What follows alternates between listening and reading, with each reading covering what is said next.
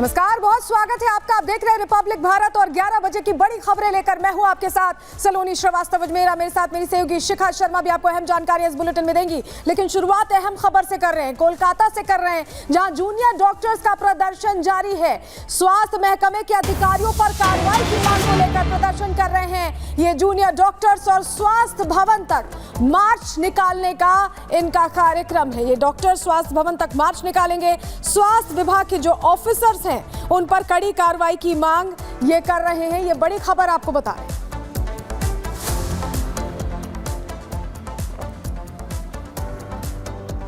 और डॉक्टर्स की हड़ताल जो हो रही है वो लगातार जारी है और इन जूनियर डॉक्टर्स के रुख में जरा भी नरमी देखी नहीं जा रही है। आपको बता दें कि सुप्रीम कोर्ट की तरफ से कहा गया है कि जो डॉक्टर्स हड़ताल कर रहे हैं वो वापस अपने काम पर जाएं, लेकिन अभी भी वो उनका प्रदर्शन जारी है। आपको बता दें कि ये जो डॉक्टर्स हैं ये बंगाल सरकार की जो हेल्थ विभाग के अधिकारी हैं उन पर कार्रवाई की मांग कर रहे हैं। रिपोर्ट इसी से जुड़ी आपको दिखाते हैं।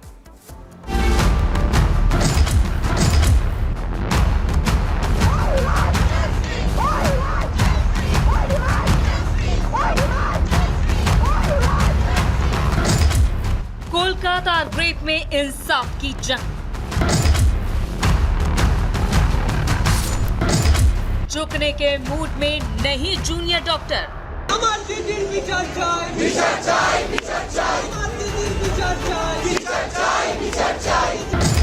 आज भी कोलकाता में प्रदर्शन जारी है। डॉक्टरों को सुप्रीम कोर्ट ने दी है चेतावनी।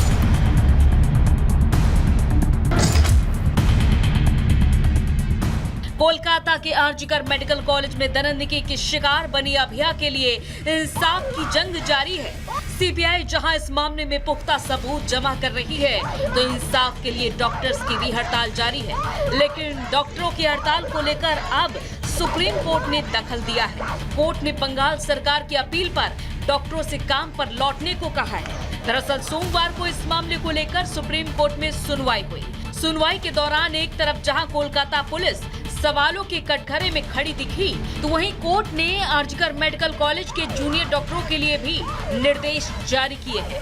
कोर्ट ने कहा है कि मंगलवार शाम 5 बजे तक काम पर लौटे प्रदर्शनकारी डॉक्टर अगर जूनियर डॉक्टर काम पर नहीं लौटे तो कार्रवाई के लिए जिम्मेदार। कोर्ट ने बंगाल पुलिस की शुरुआती जांच को लेकर भी तीखे सवाल पूछे। पीड़िता के शव के पोस्टमार्टम की प्रक्रिया को लेकर संदेह जाहिर किया।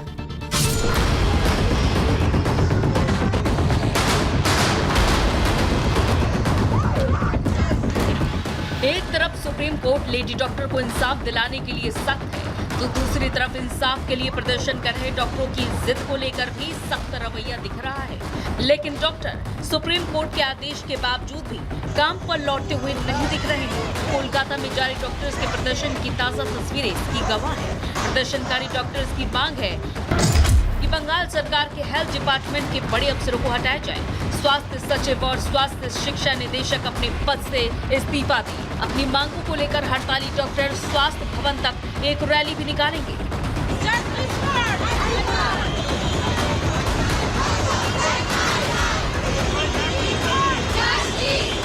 आपको बता दें कि जूनियर डॉक्टर करीब 1 महीने से कामकाज बंद कर प्रदर्शन कर रहे हैं, लेकिन बंगाल सरकार के एक्शन न लेने के आश्वासन के बाद सुप्रीम कोर्ट ने हड़ताल खत्म करने का निर्देश दिया है। लेकिन इंसाफ की जंग में अभी डॉक्टर झुकने के मूड में नहीं है।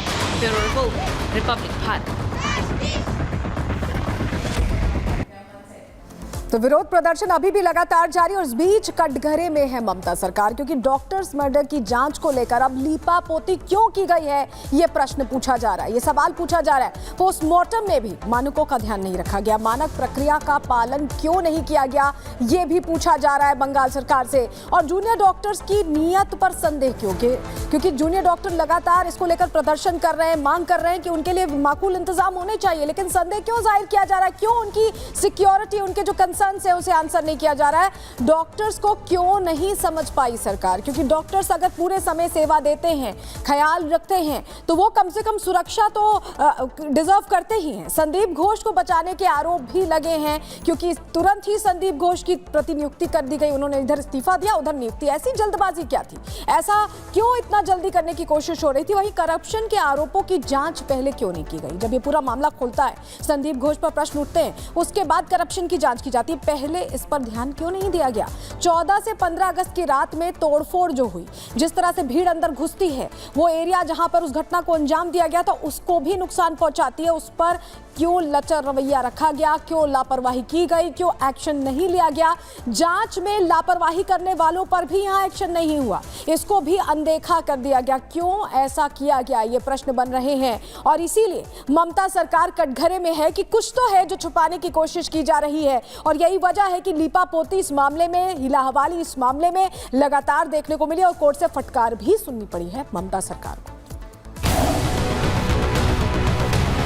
जब से सत्ता में आए थे लगातार यही काम करते थे, व्यापारियों को लूटते थे, बेटियों की इज्जत के साथ खिलवाड़ करते थे। यही समाजवादी पार्टी की वास्तविक पहचान है।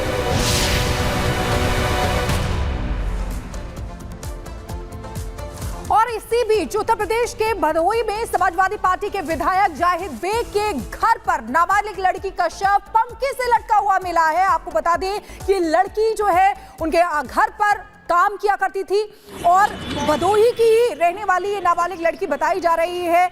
जो सबसे फर्स्ट फ्लोर था, यानी कि सबसे ऊपर वाले फ्लोर पर जो कमरा बना हुआ था, उस पे पंखे से फंदे पर लटकता शव बरामद हुआ है। कमरा अंदर से बंद था। तो आपको बता दें, उत्तर प्रदेश के भदोही से समाजवादी पार्टी के विधायक जाहिद बेग के आवास पर यह नाबालिग लड़की का शव पंखे से लटकता बरामद हुआ है। युवती विधायक के आवास पर कई साल से घरेलू कामकाज करती थी। मृतक लड़की भदोही शहर के काशीराम आवास कॉलोनी की रहने वाली बताई जा रही है। और पुलिस के मुताबिक आपको बता दें कि मकान के सबसे ऊपर के फ्लोर पर बने कमरे में पंखे से फंदे पर लटकता शव बरामद हुआ है। यहाँ के जो लोकल एमएलए हैं उनके घर में उनके यहाँ जो एक लड़की 17 वर्षीय बालिका काम करती थी 6-7 साल से, और आज ऐसी सूचना मिली कि छत पर एक कमरे में उसने फांसी लगा ली है। तो सूचना पाते ही जो है पुलिस और फॉरेंसिक की टीम वहां पे पहुंची थी। शव को जो है कब्जे में लिया गया। उच्च अधिकारियों ने भी मौके का मुआयना किया और पोस्टमार्टम की कार्रवाई की जा रही है। हर बिंदु पे जांच की जा रही है। तो एक और समाजवादी पार्टी का किरदार जिस पर शक का घेरा बढ़ रहा है, सवाल खड़े हो रहे हैं। आपको याद होगा अयोध्या का मामला, जिसमें मोहित खान का नाम सामने आया था, उसके बाद कन्नौज से नवाब का नाम सामने आता है और अब ये एक और मामला, मऊ से भी मामला सामने आ चुका है। प्रश्न ये खड़े हो रहे हैं कि बार बार इन अपराधों का सपा कनेक्शन क्यों सामने आ रहा है? रिपोर्ट देखिए।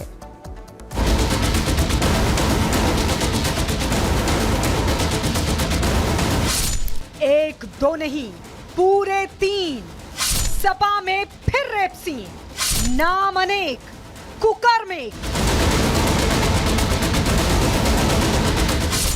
जी हां, सपा नेताओं के कुकर्मों पर पर्दा डालते डालते अब बेशक अखिलेश भी परेशान हो गए होंगे। एक से पीछा छूटता नहीं कि सपा के दूसरे रेपिस्ट नेताओं के पाप सामने आ जाते हैं। अभी मोहित खान और नवाब सिंह यादव जैसे सपा नेताओं के दाग सपा के दामन से धुले भी नहीं कि अब मऊ में सपा नेता वीरेंद्र बहादुर पाल रेप के गंभीर आरोपों में घिर गए हैं। ऐसा माहौल बन गया है जैसे सपा में कुकर्मों का कंपटीशन चल रहा हो और सपा के नेता इस कंपटीशन में एक दूसरे को पीछे छोड़ने पर आमादा हैं।